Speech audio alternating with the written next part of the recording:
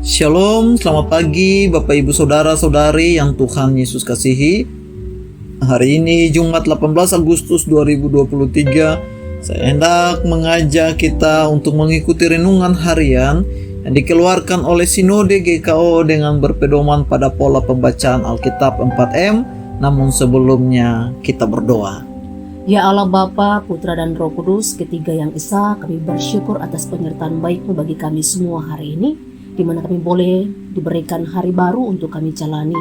Kiranya Kristus untuk menjalani hari ini, biarlah Tuhan pimpin, Tuhan berkati kami. Dan untuk menjalani hari ini kami butuh firman-Mu untuk memandu, menjadi petunjuk dalam kehidupan kami. Roh Kudus beri kami pengertian untuk mengerti kehendak-Mu untuk kami lakukan. Di dalam nama Yesus kami berdoa.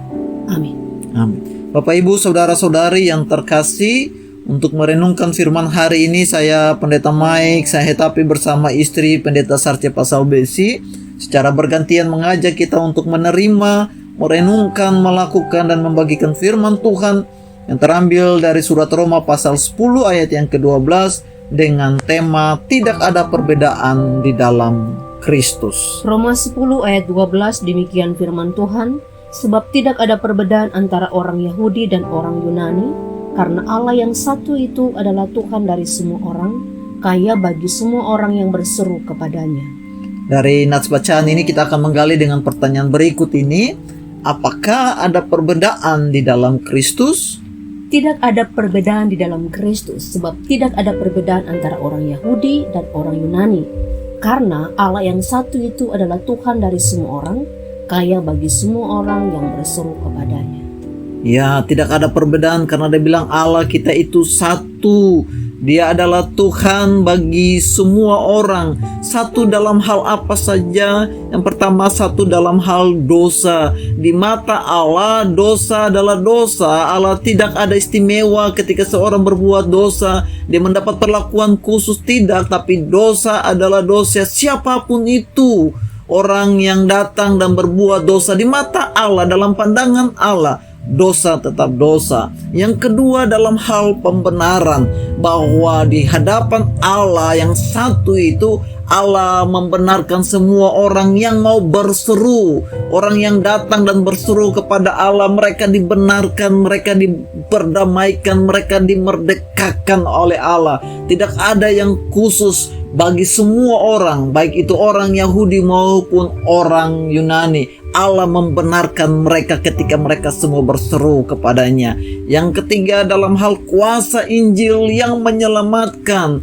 Kristus yang satu, Allah yang sama itu menyelamatkan semua orang tanpa memandang ras, tanpa melihat latar belakang dia, apa masa lalu dia, apa kegagalan dia. Tetapi ketika orang itu mau berseru datang percaya kepada Yesus, Allah menyelamatkan dia. Dan keselamatan Allah itu merata, tidak hanya golongan tertentu, tidak hanya kepada satu suku bangsa tertentu, tetapi semua orang. Yang ketiga dan yang keempat, dalam hal berkat Allah, bahwa berkat Allah tercurah bagi semua orang yang berseru kepadanya. Allah memberkati semua orang dengan porsi dan cara Allah masing-masing.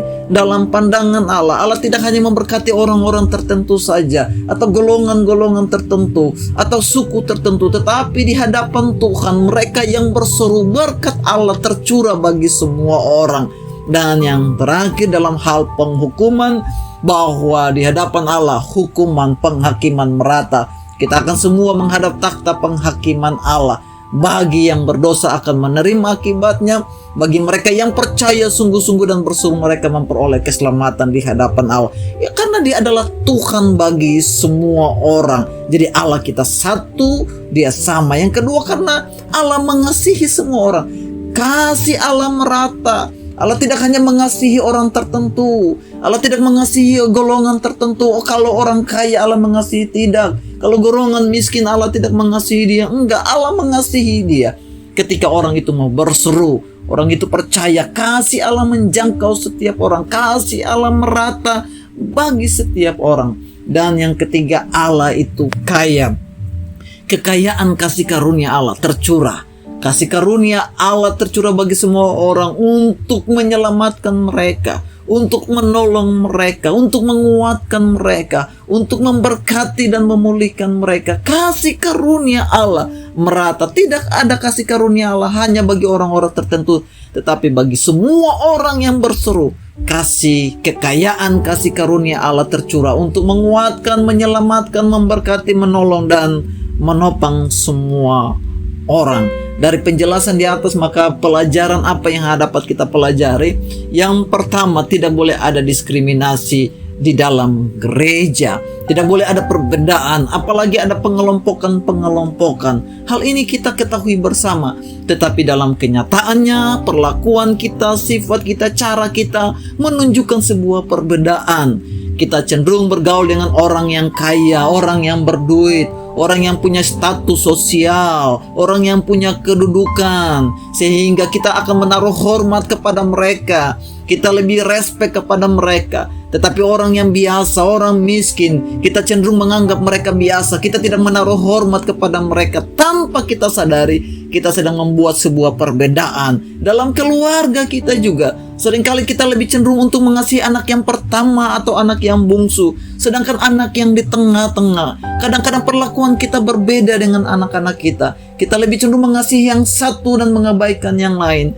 Padahal kita berkata bahwa kita mengasihi mereka, tapi cara kita, perlakuan kita, itu menunjukkan kita sedang memberikan sebuah perbedaan, sebuah diskriminasi. Oleh karena itu firman Allah datang pagi hari ini untuk menyadarkan Bapak, Ibu, dan saya bahwa jangan lagi ada diskriminasi, jangan lagi ada perbedaan dalam pergaulan kita, dalam pelayanan kita, dalam bergereja kita, dalam kehidupan berkeluarga. Harus pelayanan yang sama karena Allah tidak pernah pilih kasih.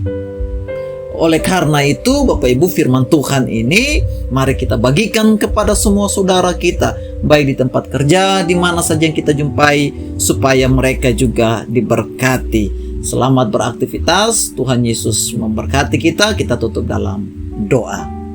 Bapa di sorga, kami bersyukur dan berterima kasih buat firman Allah telah mengajarkan kami, supaya dalam kehidupan keseharian kami menunjukkan kasih Allah kepada semua orang.